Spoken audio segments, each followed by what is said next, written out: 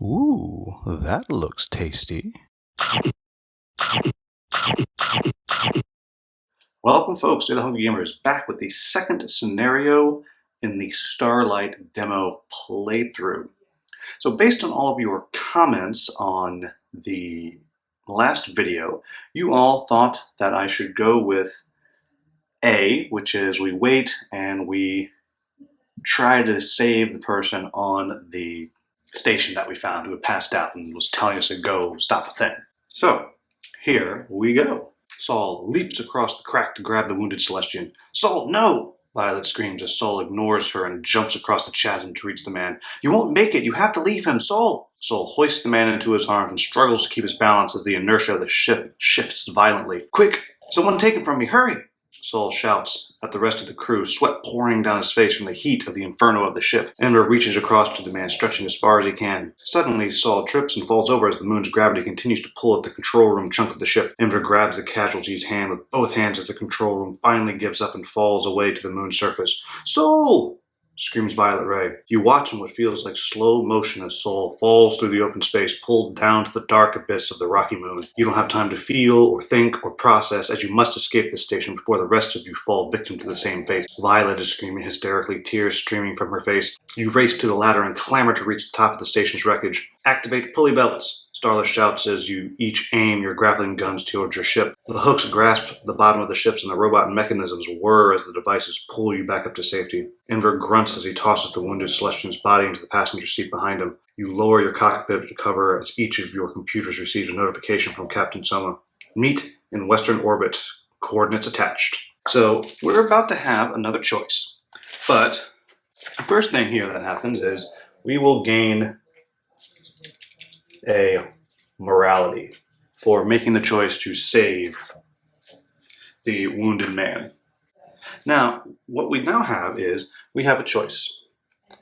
We're either going to meet Captain Soma in orbit, in which case we're going to scenario 2A, or we're going to rush back and defend Medelia and reclaim our reward and go back to 2B.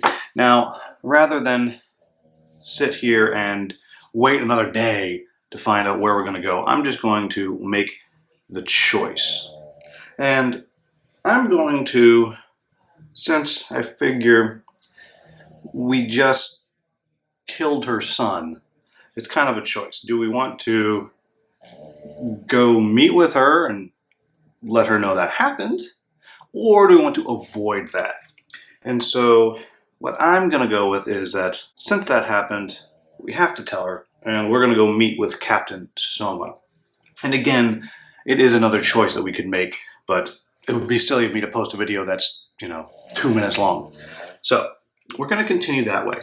And we also obtain our rewards. So Captain Soma unlocks our tech upgrades, and we gain the following. So first, our shields go up by 2. Here, I'm just going to put right down here, plus 2 shields. Then we're also going to get a tech upgrade, and we have done the first part of the Starlight Institute here. Now, in retrospect, I should have looked ahead because no matter what happened, tech upgrade. So I probably should have just given you all a chance to vote on my tech upgrade. So I'm going to select one for now. And then what I'm going to do is, if people really think I made the wrong choice and want me to pick something different moving forward, that is something that I can do. And so the ship that I have is heavy and scout. So I can have any heavy or scout technology. I'll also point out here that all of the ships are going to have their own special abilities as well. That's something new from the demo and from feedback that they're doing. Choices we have is we have a radar jam, which will give a disadvantage to an opponent. We have target lock, that would give us advantage. And if we ever got the missiles, it would be really powerful. There is a cloak, which would allow us to cloak ourselves. That's very tempting. And then there is the targeted ion as well, which again would give me the opportunity to give disadvantage to the opponents. The radar jam is a range of 2, and there, I'll put that so we can see them better. And would get 2, or for 2 dice, a range of 3, you can get up to 3. while the targeted ion hits 1 at a range of 3 or 2 at a range of 3. So the question would be, do what I want. So I think if I'm going to go with the jamming, the ion's better because I'm playing solo, so there's less enemies that I'm facing in general. The question is, do I want the cloak or target lock? I'm feeling like I'm going to go with the cloak, I think. Now, if you think I should have gone with one of the others, let me know down in the comments. And if a lot of people are saying the same thing, then I'll make that switch. And that has, now that we've selected that, we move on to the scenario 2A, which is Meet Captain Soma. You choose to listen to Captain Soma and head back to her ship, the Sparrow. On your way to the coordinates, you spot a cluster of Ronin ships racing towards you. Shields up! Engage defensive maneuvers, shouts Starlo, assuming leadership of the others. Enemy ships to our east. They're moving pretty fast. Looks like they're in a hurry to escape something. The Ronin open fire. A thick rain shower of laser beams pelts your shields. Violet Rey's face contorts in anger. They're attacking. Let's end these pirate scum. So I'm able to start with any of these 4. And again, the objective of this second scenario is very simple again. I just have to take out both of these. And what I'm looking at here, though, is we have the scout, which is what we fought before, and we also have a frigate, which is bigger, does double the damage, has almost double the health, and shields. And I'm curious how it's going to go, because when I played this in the other game, when I played through, I had the long shot ability, which if you go and watch the One Stop Co-op Shop 2-person one, he uses, basically it can do up to 4 damage and pierce shields. And when I played the first time I faced one of these, I got a ×2 and just blew it up straight away. That's not going to happen this time, so we're going to see how it goes. I'm going to push myself straight out in front. And I think what I'm going to try to do, my goal here is I'm going to start with my bank and jet and just kind of try and get myself up here, and if I'm lucky and if I play it right, I might be able to get myself in the right position. I'm hoping actually to get some stress so I can kind of, well, I guess I could start turned if I wanted. No, I'm gonna start right here. Let's see how this goes. Hopefully I don't get myself blown up. And, okay, well this is decent for me because I have a lot of movement. I don't have a lot of attacking, but that's okay. So I think what I'm going to do is, as I said, I want to get myself up there. So I'll start out, and I'm going to use this bank and jet, and I think I'm going to use a stress on that so I can turn myself. And we'll see if that's a good idea. So 1, boom, that takes me right to there. And so I could try to hit him. I mean, I only have a single shot, so no, I'm going to use the 2 movement. I'm going to try and hit him if I can. We're going to see how this works. It might not work. And then I'm going to try and hit him right here with both of those. So now I'll use my stress. So I'm hitting him for 3 damage. And, oh, I haven't shuffled these yet. Everything else I've shuffled. And so 3, miss. Well, that went poorly. And then I think what I'm going to do is I'm going to go ahead and, ooh, I need to use 2 to cloak. Oh my. And yikes. And I'm going to just rotate, because I'm guessing this is going to kind of move forward, and I don't want it to get behind me. So I'm going to do that. And that's a very poor beginning. And here we go. We'll start with the boss here. Ooh. So it faces me, and it moves over 1, and then it will stop there right in front of me. So I almost almost killed myself there. And then it's going to hit me for 4 and make it 3. All right, so not too bad. And then we have my other enemy here, who will go 1, to there, and its shot cannot hit me. Okay, not a great start. All right, so I need some good stuff here. Okay, all right, I can work with that. All right, I'm going to use one here. So I'm going to take on another stress. Oh, gosh, I shouldn't have turned. To move there. Then I'm going to go fly through him to that. Nope, that's not going to work. Because I need to shoot him. Oh, man, this is going poorly. Let's see. All right, so new plan. I think what I'm going to do is I'm going to start out and I'm going to shoot him again. So I'm hitting him for 3, 4, and that will remove its shields. Now I feel like I should kind of get out of the way and regroup myself. So I'm going to, no, what I'm going to do is I'm going to use one stress.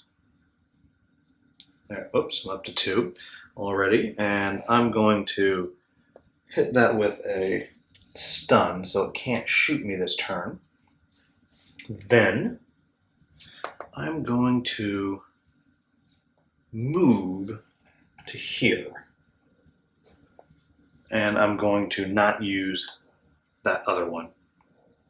All right, we'll see how that works. So here we go.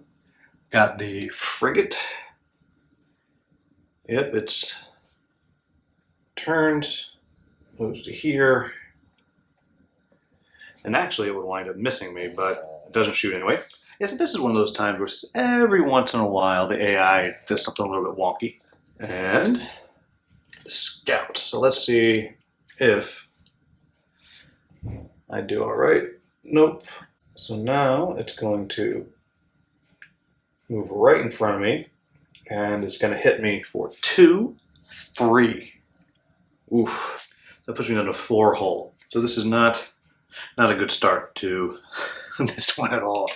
Ooh. Well, for those of you who are hoping to see what happens when he dies, this might be a time. All right, here we go. Okay, let's see if I can't take some stuff out here. Well, not going to take much out because I got all movement and almost no ability to shoot. I think what I'm going to do is I'm going to use this over here to lower my stress by 2. Then I'm going to hit this one here for 3. I'm going to see if I can just take it out. And so I'm hitting for 3. Nope, only 2. Then I'm going to try to kind of get out of the way here to there and hopefully not get hit in the back too hard here. All right, first we have frigate. Turn. Face me. And luckily it doesn't hit me because that would have, well, I don't have any shields, so I guess that'd be fine. And then the other one also turn and face me to there and hits me right in the side, but doesn't get my back. And so it hits me for 2, 1. Whew. Okay, all right. So what worked out here is I'm going to be able to do a bank and get right into his rear arc, and maybe I'll be able to take that one out. Ah, yes, that's what I'm talking about. That is going to help. Maybe that'll turn the tables here a little bit. Start here. Fly around to there. I'm going to use a stress to turn myself. Now I'm in his back arc. I'm going to hit him twice here. So I got him for 3, 4 damage, which will take out the scout. There we go. So I should have drawn a second one and get that out of the way. So that puts that one out. And that leaves me with 1 attack die, which I can't do much with. So I'm going to use it over here and repair myself back up to 5. All right, so I can close these off right here. And let's see if I can't, whoa, survive this. So he comes right up in my face, and he is, wow, look at the size of that hit. And also it's going to, fortunately for me, that symbol there means hull breach. So I'm going to be taking 1 damage each turn until I do another repair like I did before. So I'm getting hit for 4 total. It's a lot. Well, so that would actually destroy me. So what I have to do now is I have to get rid of one of my abilities here. And so I'm going to ignore that whole hit by turning that one over. And I'm unclear if that means I ignore the status effect there. I'm going to assume that if I ignore the whole thing, I ignore that. Maybe that's wrong and someone can correct me on that. But yeah, that was a nasty hit. All right, so again, I gotta get my way behind there. Or maybe just hit him and then EMP blast him. That might be the best move to do because I'm probably going to lose another ability soon. Ooh, wow, look at that. So that is pretty good. So I'm not going to be able to get behind him, but I think I'm just going to go full bore and see if I can't do some damage. So here we go. I'm hitting him for 3. Make it 4. And that is 1, 2, 3, 4. Then I'm going to use this, which is the last time I can use my EMP blast. And I'm going to stun it so it can't attack me. And then I will come over here and I'll use 1 to lower my stress. And I'm going to use this and move over to here, which normally I wouldn't do, but since it can't attack this turn, it's going to give me a chance. Our enemy round. Ooh, wow. That's not a huge hit, but basically it would move. Interesting. So it just is moving forward, so it's actually moving a little bit away from me, and again, it doesn't get to make an attack, which again is a good thing because of the status effect. And again, I may be playing that wrong. Maybe I'm supposed to be taking that status effect. And what's really good about that is it didn't turn around. So it just gave me its back. So again, this is another time where maybe the AI is a little less intelligent than it could be, but I'd like to think it's just kind of setting me up for something. And I will point out that I'm now out of uses of my EMP blast, so next time I get hit, I'll just kill that.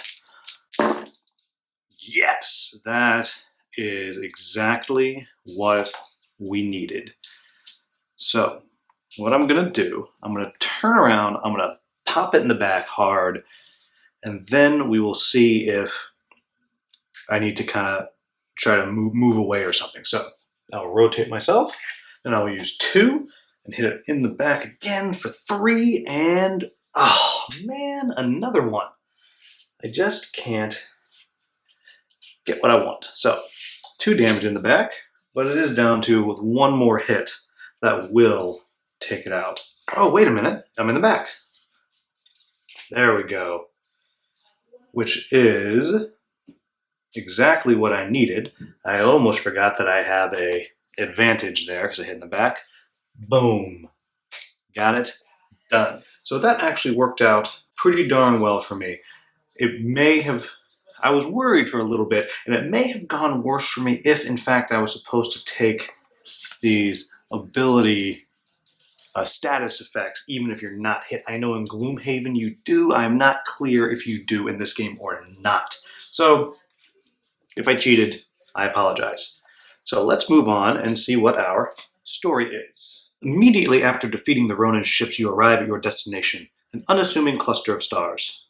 There's nothing here, says Enver. Once again, Starla has a clearer grasp of what's happening. Sparrow is cloaked, Enver. Starla activates her intercom. Captain Soma, come in. This is Starla of Starlight Unit G. We wait your next command. Excellent work, students. You have done well. I shall deactivate this host ship's cloaking temporarily to enable you to board. Please board quickly so we can reactivate the cloaking to remain protected. The gassy distortion of the stars dissipates as the Sparrow appears. Its passenger loading door open. Quickly, board the Sparrow! So the next things that are going to happen are, first I get my rewards, and I'm going to get a pilot skill point. And that is one of these 2 abilities here. So I can either pick up the stim packs, which once I start it, each turn I will lose 1 of the supplies, so it'll last for a few turns. And truth be told, I don't know what that symbol means. future hungry here, and so I spoke with the designer, and the difference between the two is Into the Breach would give me advantage for a turn, and it would go away on the next turn, and I would only get whoever it was that I happened to affect with this ability, and it costs a die. This one here, I activate it, and it just goes for the next 2 turns, and every single attack that I make is advantaged. And if I happen to get into the rear arc, instead of just drawing 2 cards, I would draw 3 cards. And then the other thing that happens is I gain 1 point of justice. So leave in the comments which one of these you think I should pick up. The next thing that happens is we use another resource to repair the ship. So I actually didn't have any hull damage, but that's okay. And then equip new abilities and things like that. And then the next thing that I do is we will continue our journey here, whereas we've been right here actually. We're still in that area. And then we will explore, so that is another resource, Sector 4. And you'll see, as we move over here, we have right here scenario 3 that we must do right now. And I'm not going to read us that next one yet. I will let us find out what that is as we get there. So let me know in the comments which one of those 2 pilot abilities you think I should take, and also if you thought I should have taken one of the other techs. Let me know that as well. I didn't use the cloak. I'm happy with the idea of the cloak because it makes you untargetable, and your next attack, assuming you are still cloaked when you do it, gets advantage. I think that could be very good. However, I can be convinced on one of the others if enough people want a change. So thank you all so very much for continuing to watch. I will leave the voting open, as it were, for all the way through the evening and into tomorrow. And tomorrow morning I will shoot the next one. Again, if you are interested in backing the campaign, it is doing very, very well right now, and you can find a link to that in the description, as well as a link to the first scenario if somehow you missed that. As always, thank you so very much for watching. Have a wonderful, wonderful day.